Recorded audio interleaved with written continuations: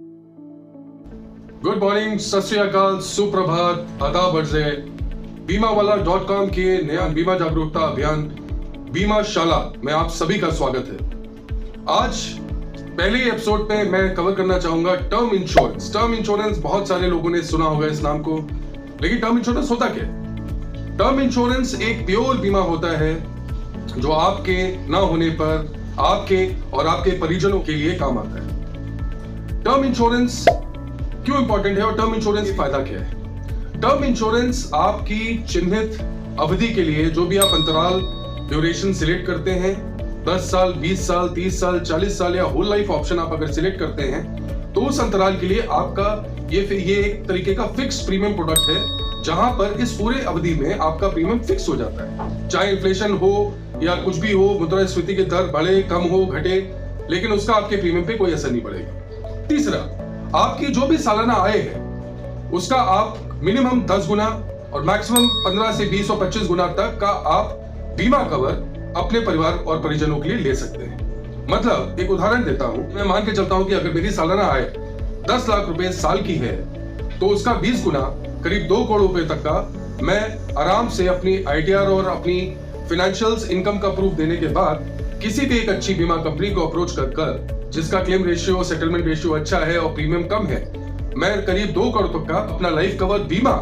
Cover बड़े आसानी से ले सकता हूं। अब इंपॉर्टेंट है कि टर्म इंश्योरेंस ही क्यों लेना, और इंश्योरेंस तो वैसे भी एक बड़ा नेगेटिव वर्ड आजकल देश में माना जा रहा है। तो मैं आपसे बड़े कटाक्ष रूप में एक चीज बोलना चाहूंगा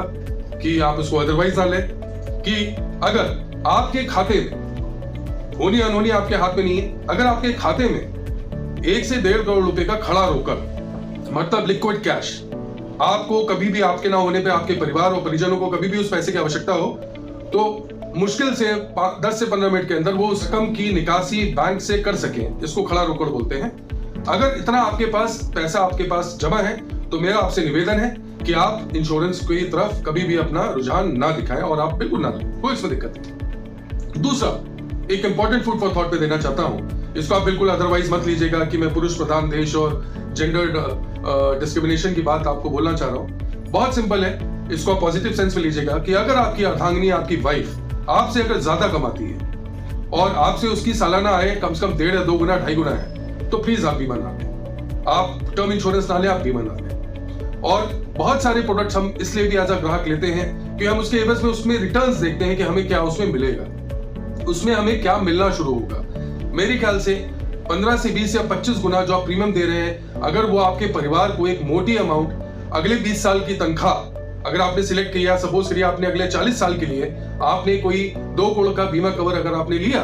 तो अगर आप अपने 40 साल की तनख्वाह को सिक्योर करके आज की डेट में नेट प्रेजेंट वैल्यू में सिक्योर कर अगर अपने 40 साल की तनख्वाह को अपने परिवार को सिक्योर करके आप आमदा करा रहे हो, मुहैया करा रहे हो, तो मेरे ख्याल से इससे बढ़िया बेहतरीन प्रोडक्ट कोई हो नहीं सकता।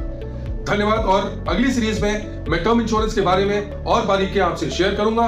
तब तक के लिए गुड बाय, अलविदा, थैंक यू।